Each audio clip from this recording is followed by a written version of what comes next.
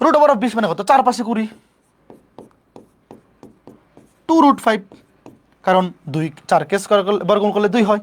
আবার এটা দেখো 5 নং 45, 9 গুণ 5, 3 কে বর্গমূল করলে 9 কে বর্গমূল করলে 3 হয়, আর √5 থাকলো। এইবার বলো মিলছে কিনা? সুতরাং এবার লিখো, তোমরা তো এটা লাস্টে লিখবা। এখন বলো এ বি প্লাস বিসি সমান কত? এ বি আর বিসি যোগ করো, √5 আর 2√5, √5 প্লাস 2√5 যোগ করলে কত? 3√5 সমান কত? সমান হচ্ছে এসি। শেষ।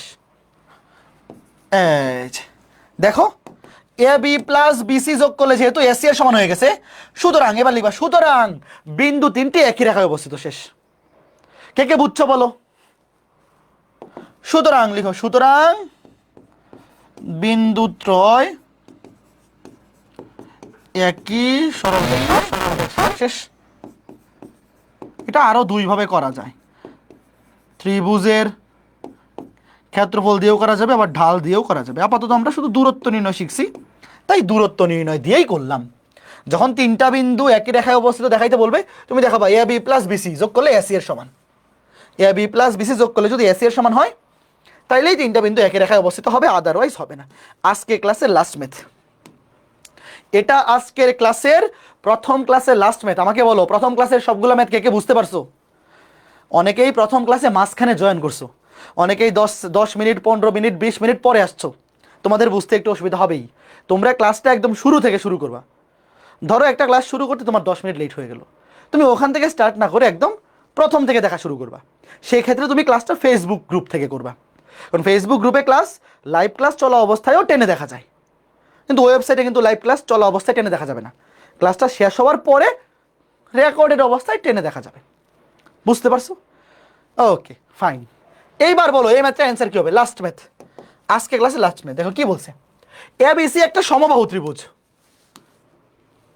এই ত্রিভুজের তিনটা শীর্ষবিন্দু এ বি ও সি, এ এর স্থানাঙ্ক দেওয়া, বি এর স্থানাঙ্ক দেওয়া, সি এর স্থানাঙ্ক দেওয়া নাই।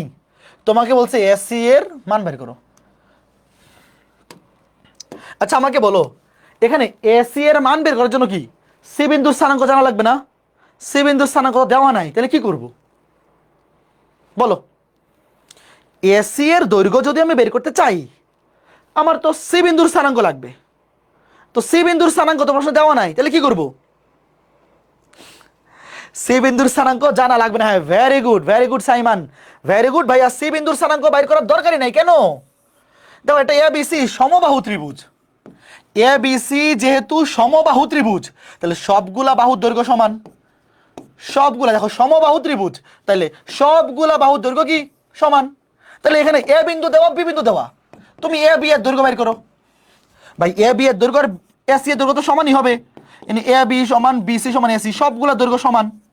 দেখছো বেটা, বুদ্ধি থাকলে অনেক কিছু করে ফেলা যায়, যায় না? এই দেখো তুমি এ বি এর দৈর্ঘ্য বের করো, যেহেতু সমবাহু ত্রিভুজ, তাহলে এ বি এর দৈর্ঘ্য যত, এসি এর দৈর্ঘ্য সেম হবে। তাহলে দৈর্ঘ্য বের করো √, 0 থেকে 0 বিয়োগ করলে 0, লেখার দরকার নাই।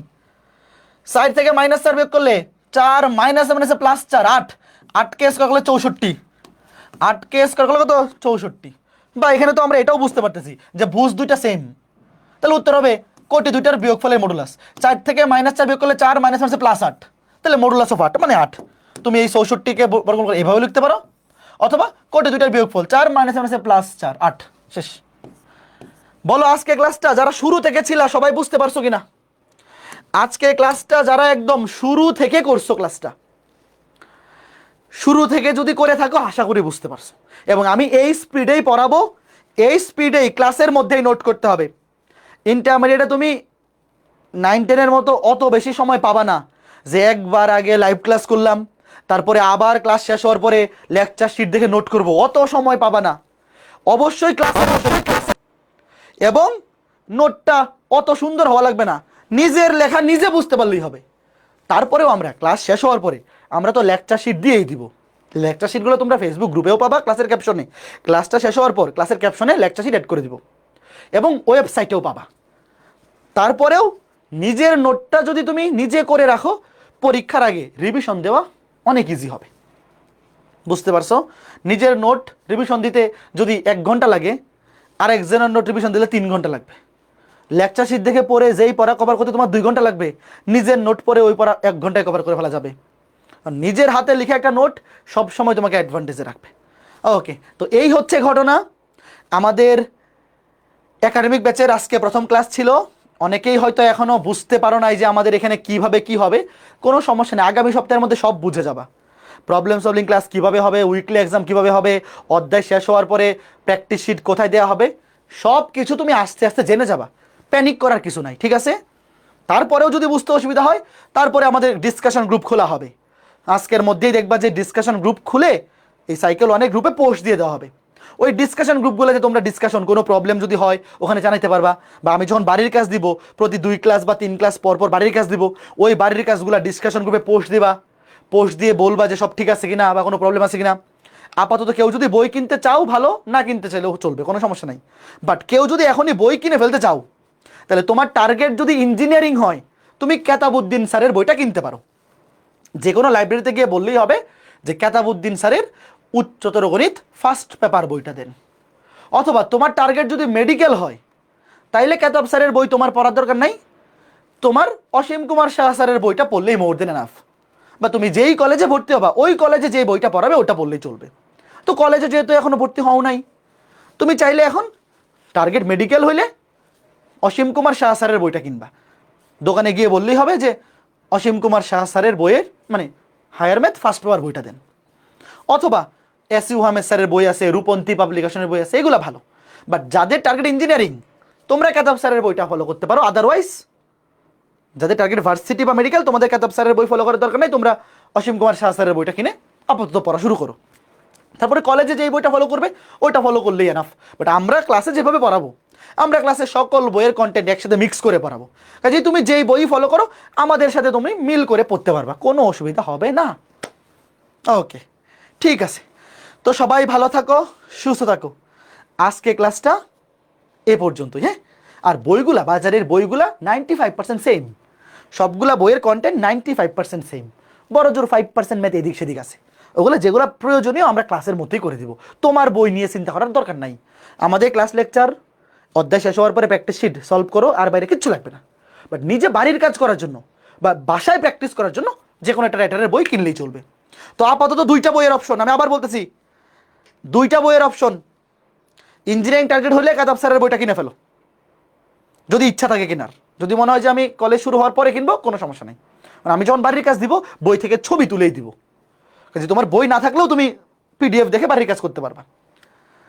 আর টার্গেট ইঞ্জিনিয়ারিং না হইলে অসীম কুমার শাহ স্যারের বইটা কিনে ফেলতে পারো। ওকে, ঠিক আছে। সিস্টেকের বইও ভালো, কোনো সমস্যা নেই। শোনো, সবগুলা বই ভালো, তুমি যে কোনো একটা বই কিনলেই চলবে। বাট আমরা বাড়ির কাজ দেওয়ার সময় মেইনলি এই 2টা বই ফলো করি, কেতাবউদ্দিন স্যার এবং অসীম কুমার শাহ স্যারের বই। বাট তুমি অন্য কোনো বই ফলো করলেও কোনো সমস্যা নাই। আমরা ক্লাসের পরে খালি টপিকগুলো দেখবা যে ভাইয়া আজকে কোন টপিক পড়াইছে, ওই টপিকটা তোমার বই থেকে বাড়ির কাজগুলো করে ফেলবা, শেষ। কারণ বাজারে তো ধরো 15-16টা বই আছে, তো সবগুলা বই থেকে তো আর বাড়ির কাজ দেওয়া সম্ভব না। আমরা 2-3টা বই ফলো করে বাড়ির কাজ দিব, তুমি ওই বইগুলো ফলো করলে ভালো। অন্য কোনো বই ফলো করলেও কোনো সমস্যা নাই, সবগুলো টাইপ আমরা ক্লাসেই কভার করে দিব। তো ঠিক আছে, প্রথম ক্লাস কেমন লাগছে?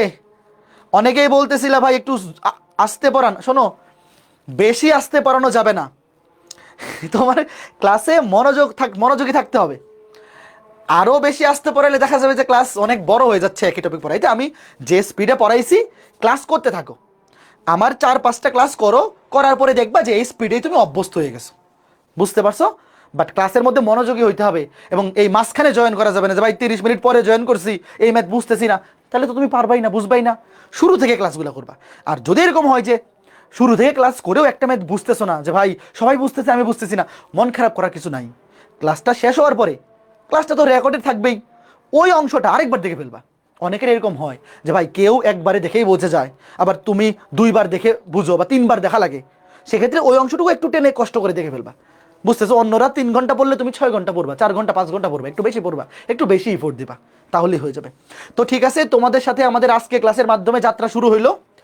আশা করি সুন্দর একটা জার্নি যাবে। এবং আমাদের আগামী ক্লাস বুধবার বিকাল 3টায়, ঠিক আছে?